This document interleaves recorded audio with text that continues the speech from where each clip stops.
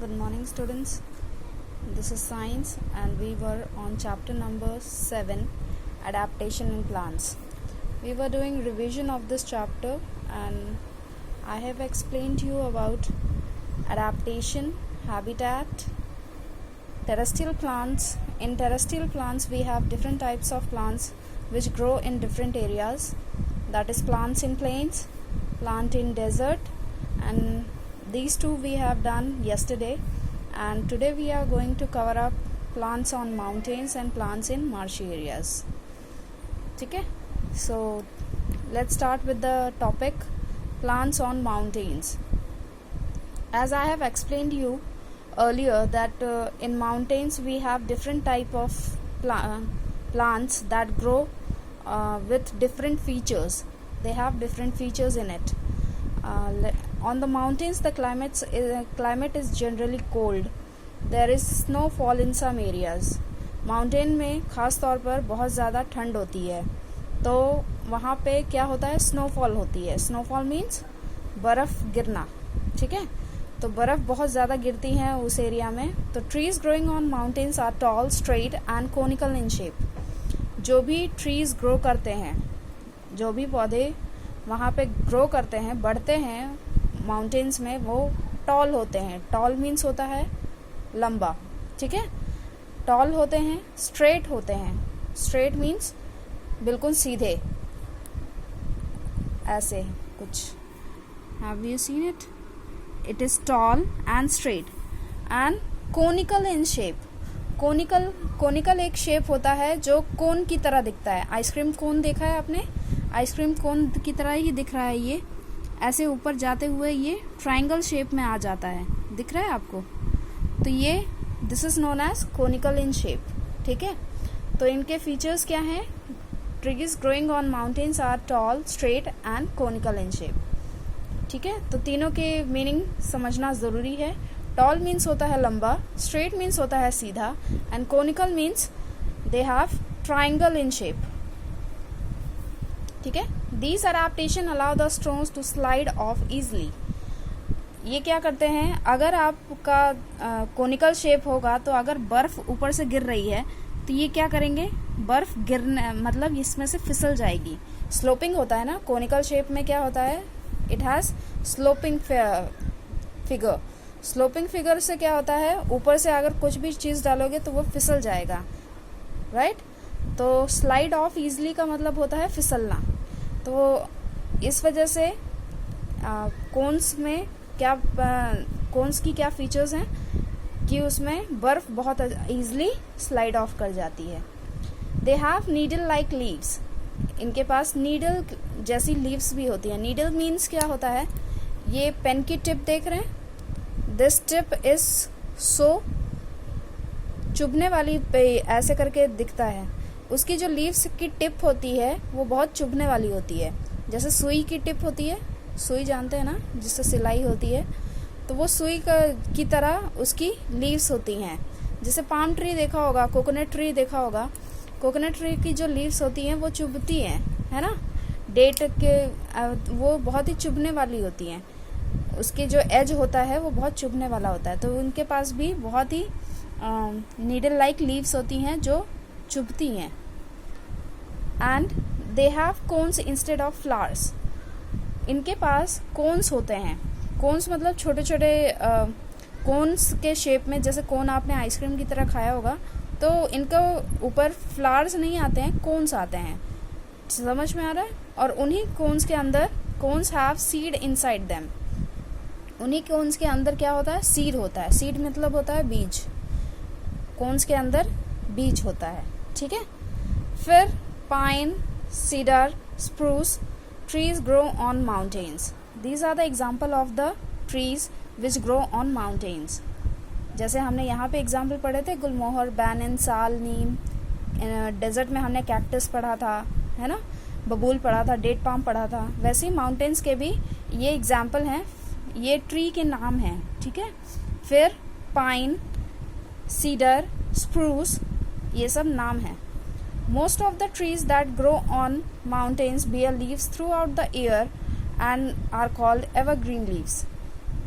ज़्यादातर पेड़ों में इनकी पत्तियां हमेशा रहती हैं, ये गिरती नहीं हैं, इसीलिए इनको बोला जाता है एवरग्रीन ट्रीज बोला जाता है। ठीक है, ये हमेशा हरी भरी रहती हैं और ये सूखती नहीं हैं। माउंटेन्स में, क्योंकि माउंटेन ठंड इलाका है, तो ठंड इलाके में क्या होता है, चीज़ें कम सड़ती हैं, है ना। तो वही चीज़ है कि यहाँ पे मौसम बहुत अच्छा होता है और उसकी वजह से सनलाइट इनमें ज़्यादा नहीं पड़ पाती, तो इसकी जो पत्तियाँ हैं वो ड्राई नहीं हो पाती हैं, हमेशा हरी रहती हैं, इसी वजह से इनको एवरग्रीन ट्रीज भी बोला गया है। Now second topic is plants in marshy areas. Plants in marshy areas, marshy means होता है जहाँ पर बहुत ही स्टिकी सा क्लेई सॉइल हो और दलदल वाला इलाका। देखा है आपने कभी, अभी मूवीज में भी देखा होगा कि दलदल में लोग फंस जाते हैं और वो दलदल अपने तरफ खींचता है, समझ रहे हो। और वो दलदल क्या होता है, कीचड़ और पानी का मिक्सचर होता है ना। तो उसी को बोल दिया जाता है मार्शी एरियाज। अगर आप ध्यान से देखो तो मार्शी एरियाज में क्या होता है, बहुत ज़्यादा पानी होता है। पानी और सॉइल, ये दो मिक्सचर जब होते हैं साथ में तो ये बनाते हैं क्या, मार्शी एरियाज। मार्शी एरियाज को एक तरह कीचड़ वाला इलाका बोल सकते हैं या फिर दलदल वाला इलाका, समझ रहे हो, जो धंसने वाला इलाका है। पाँव डालोगे तो वो नीचे आपका पाँव अंदर ही चला जाएगा, इस तरह का। तो इमेजिन कर सकते हो कि मार्शी एरियाज कैसे होता है। In marshy areas sticky and clayey soil with plenty of water is found. Marshy areas में स्टिकी होता है, क्लेई सॉइल होता है, सॉइल बहुत ही लचीला होता है, फ्लेक्सिबल होता है और बहुत सारा पानी पाया जाता है। ठीक है, the roots of trees growing in marshy areas do not get enough air. जो भी रूट, मतलब जो भी प्लांट यहाँ पे ग्रो करते हैं, उनकी जो रूट्स हैं वो सही से एयर नहीं ले पाती हैं, क्योंकि ज़मीन के अंदर एयर चाहिए उसे, राइट, ताकि वो खाना बना सके।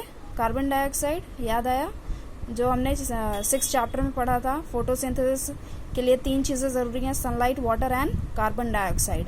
तो वही चीज़ है कि यहाँ पर सनलाइट तो मिल रही है, वाटर भी मिल रहा है, लेकिन यहाँ पे कार्बन डाइऑक्साइड इसको, रूट्स को नहीं मिल पाते हैं। तो क्या होता है, some of these roots grow out of the soil and help the plant to take in air. कुछ रूट्स सॉइल से ऊपर, जड़ ऊपर हो जाती है इनकी, और वही जड़ बाहर से कार्बन डाइऑक्साइड लेती है। ठीक है, तो इसीलिए इनकी जो देखोगे अगर ध्यान से, तो इनकी जो जड़ है, जो रूट्स हैं, ये दिख रहे हैं रूट्स, आप अपनी बुक में देखिए ऑन पेज नंबर 57, तो आपको ध्यान से दिखाई देगा कि ये रूट्स जो हैं वो बाहर निकले हुए हैं। इनकी रूट्स जमीन के अंदर नहीं है, बाहर हैं।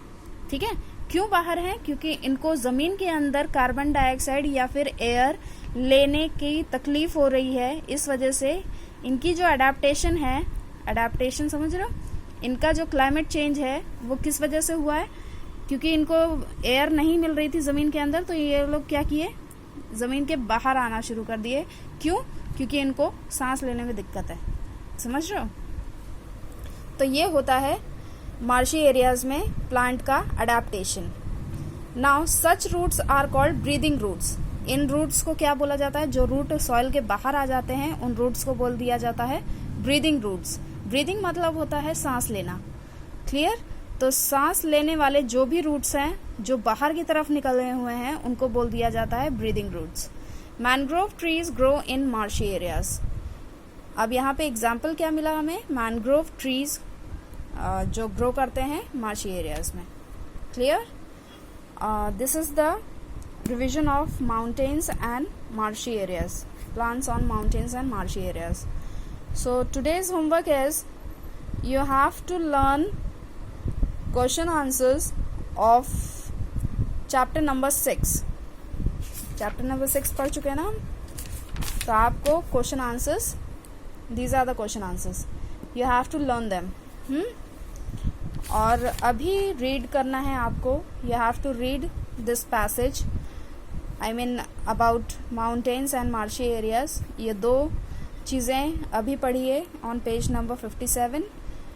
और जो भी कोई डाउट है, कोई वर्ड नहीं समझ में आ रहा है, उसकी मीनिंग नहीं समझ में आ रही है या सेंटेंस नहीं समझ में आ रहा है, तो आस्क मी, ठीक है, इन व्हाट्सएप। अभी आप व्हाट्सएप में मुझसे पूछेंगे और after 10 minutes I will ask questions. Thank you so much.